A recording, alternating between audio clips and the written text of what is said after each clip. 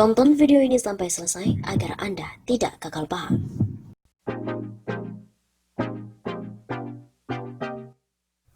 Waduh, benarkah Jokowi itu malah disuntik vitamin B kompleks?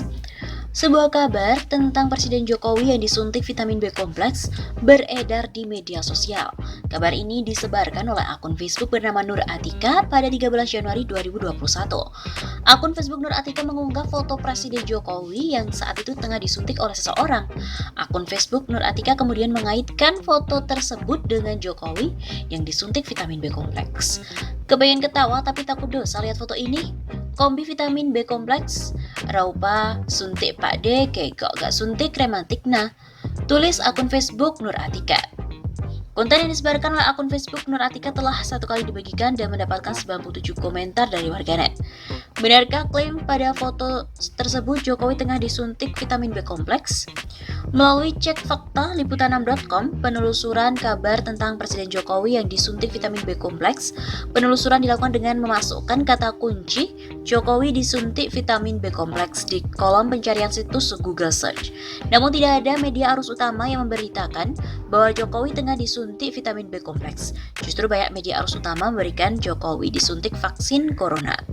Satu di antaranya artikel yang berjudul Jokowi terima suntik vaksin COVID buatan Sinovac, yang kemudian diliput oleh situs liputan6.com pada 13 Januari 2021.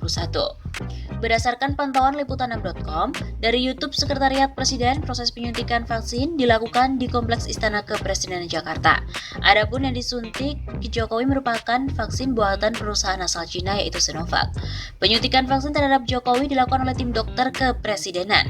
Sebelum disuntik vaksin, dia sempat diperiksa tekanan darah dan ditanyakan apakah pernah terpapar virus tersebut, memiliki gejala hingga riwayat penyakit seperti jantung dan juga diabetes. Setelah tekanan darahnya dinyatakan sehat, Jokowi pun langsung disuntik vaksin lengan kirinya. Saat disuntik, Jokowi mengaku tak merasakan apapun. Sementara itu, Wakil Presiden Ma'ruf Amin sendiri tidak ikut disuntik sebab usianya sudah lanjut.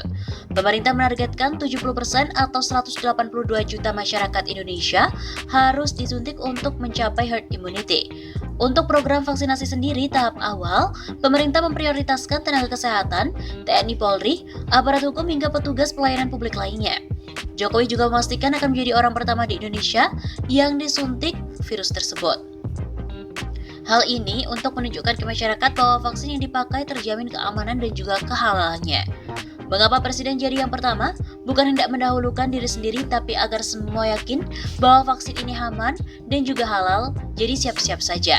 Jelas Jokowi pada Kamis 7 Januari 2021. Vaksin ini sendiri telah mengantongi izin penggunaan darurat atau Emergency Use of Authorization dari Badan Pengawas Obat dan Makanan atau BPOM, sehingga vaksin tersebut dapat disuntikkan ke tenaga kesehatan yang menjadi prioritas program vaksinasi. Izin penggunaan darurat ini ditandai dengan adanya nilai efikasi setara dengan 65,3% yang diambil dari laporan interim 3 bulan pasca suntikan dari uji klinis fase 3 yang dilaksanakan di Bandung sejak Agustus 2020 yang lalu, di mana diberikan kepada 1.620 relawan.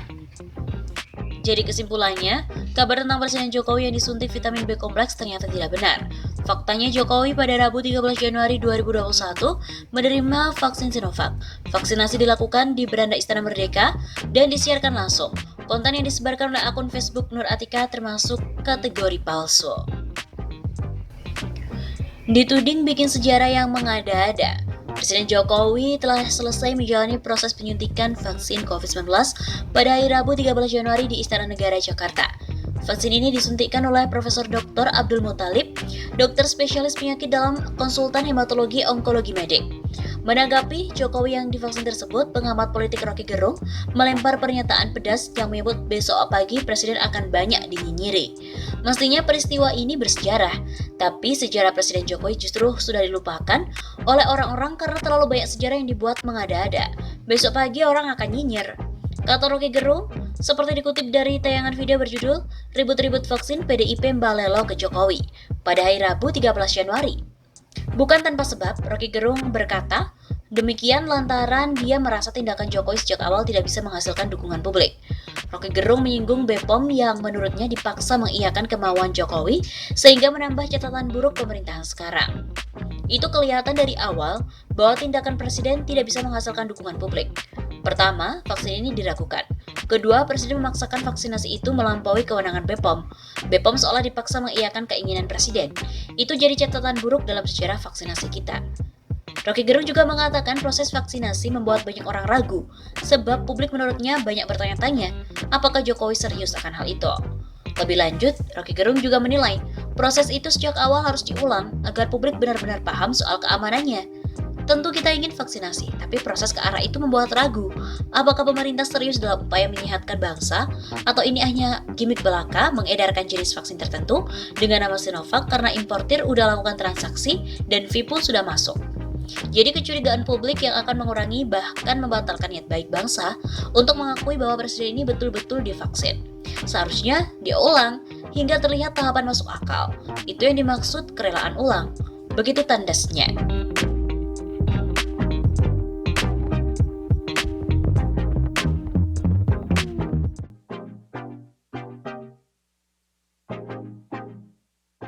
Bisa jadi Jokowi akan menghadapi 3 gelombang aksi. Kasus pencarian kesalahan HRS dengan target penahanan dan proses peradilan akan menciptakan gelombang aksi dari FPI, Massa 212 dan juga pendukung HRS lainnya. Aksi massa akan datang pada setiap sesi proses, mulai kepolisian, kejaksaan sampai dengan pengadilan. Berita aksi memenuhi media dalam dan juga luar negeri. Isu pensoliman pun juga mengemuka sejalan dengan militansi tinggi peserta aksi. Keriuhan pun tercipta. Gelombang aksi kedua adalah buruh yang belum puas dengan pengundangan Omnibus Law. Agenda aksi pun juga akan terus berkelanjutan. Kerugian pada penciptaan stabilitas politik dan perusahaan yang terdampak akibat seringnya aksi. Produksi pun akan jeblok pada banyak perusahaan. Dampaknya pengusaha bisa gulung tikar atau turut menekan pembatalan Omnibus Law yang dinilai telah membuat sial tersebut. Gelombang potensial ketiga adalah bangkitnya massa pereaksi RUU HIP dan BPIP yang sinyal dari DPR adalah pemaksaan RUU untuk masuk agenda prolegnas prioritas 2021. Perlawanan atas penyelundupan nilai-nilai kiri pada RUU HIP membangun solidaritas umat Islam yang anti komunis atau mewaspadai bangkitnya PKI. Gelombang perlawanan ideologis bukanlah masalah kecil. Temanya strategis, membela ideologi Pancasila. 3 ledakan ini awalnya tentu dapat dikendalikan, akan tetapi jika spirit perjuangan menguat, maka seperti biasa, dalam pergerakan politik dimanapun berujung tak terkendali. Gerakan perubahan politik dan desakan untuk mundur presiden merupakan satu keniscayaan. Perasaan sama pada rakyat tak akan reda oleh penangkapan atau penekanan. Represivitas hanya sebab dari perubahan yang lebih cepat. Pemerintahan Jokowi sebenarnya sangat-sangat rapuh. Ada faktor lain yang menyulitkan keajekan dari pemerintahan. Kondisi keuangan negara yang semakin ambyar, rakyat yang jenuh dengan kebijakan penanganan pandemi COVID-19 yang tidak konsisten dan tak jelas arah, serta konflik global Amerika Serikat-China yang diundang untuk hadir meramaikan dinamika politik domestik. Kini, polisi dan TNI cukup mampu terkendali secara baik. Namun bukan mustahil perkembangan politik ke depan akan terjadi pembelahan. Pemihakan pada rakyat terbentuk secara gradual atau mungkin lebih cepat. Pemerintahan Jokowi diharapkan arif menimbang cara menangani perbedaan dalam masyarakat. Jangan arogan atau sekedar mengandalkan kekuatan aparat untuk membungkam. Api kejengkelan rakyat itu sulit diredam dengan alat paksaan. Ada fase-fase tak peduli dengan rambu-rambu protokol. Situasinya pun akan semakin sulit.